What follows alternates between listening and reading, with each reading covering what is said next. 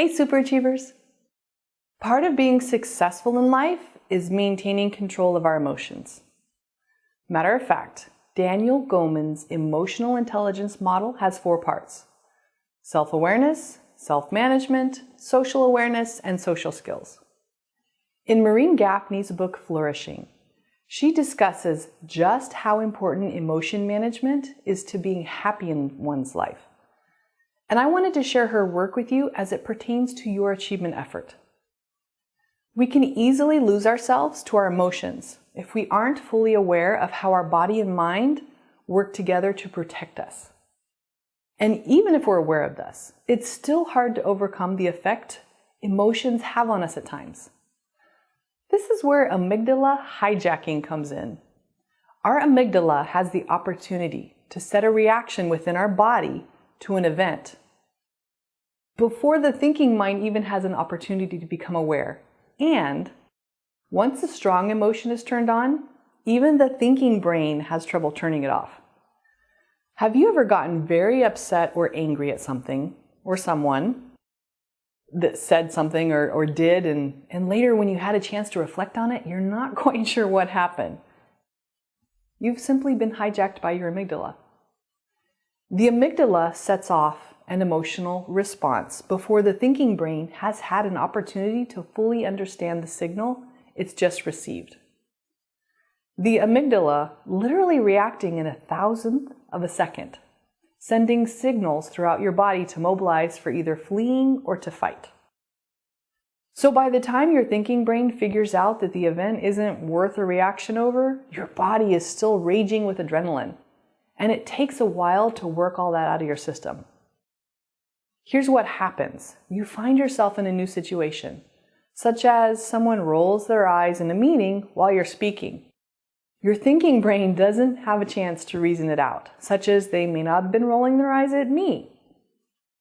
The eye roll goes into your brain, then your amygdala quickly searches your databanks for a time this similarly occurred in your life.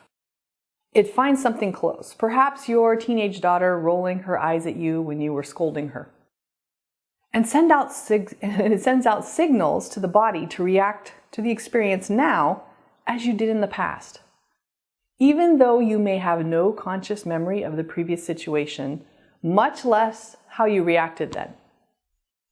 So, fun fact, events don't cause positive or negative feelings. We create them ourselves by the meaning that we give them.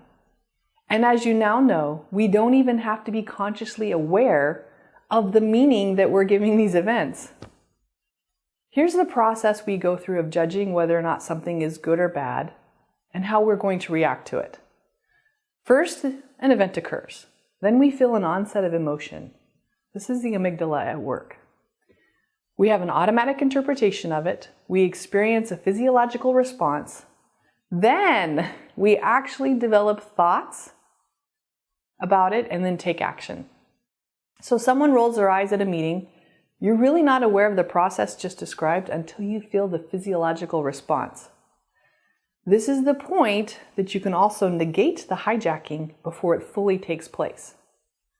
So instead of going into that automatic reaction when the individual rolls their eyes at you while you're speaking, you notice that you feel anger or whatever other feeling you can relate to.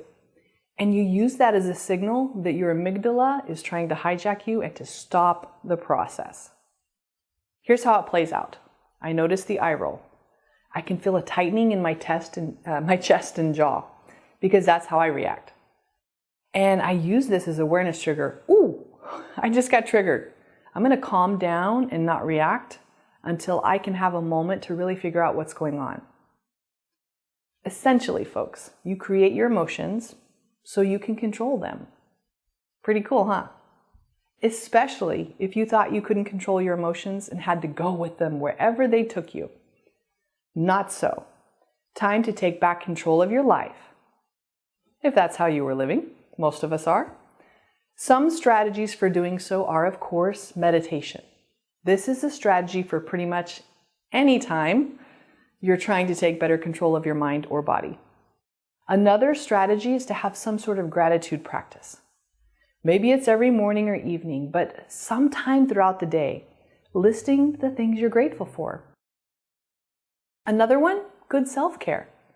If you're not taking care of yourself, you are more apt to simply be in reactionary mode.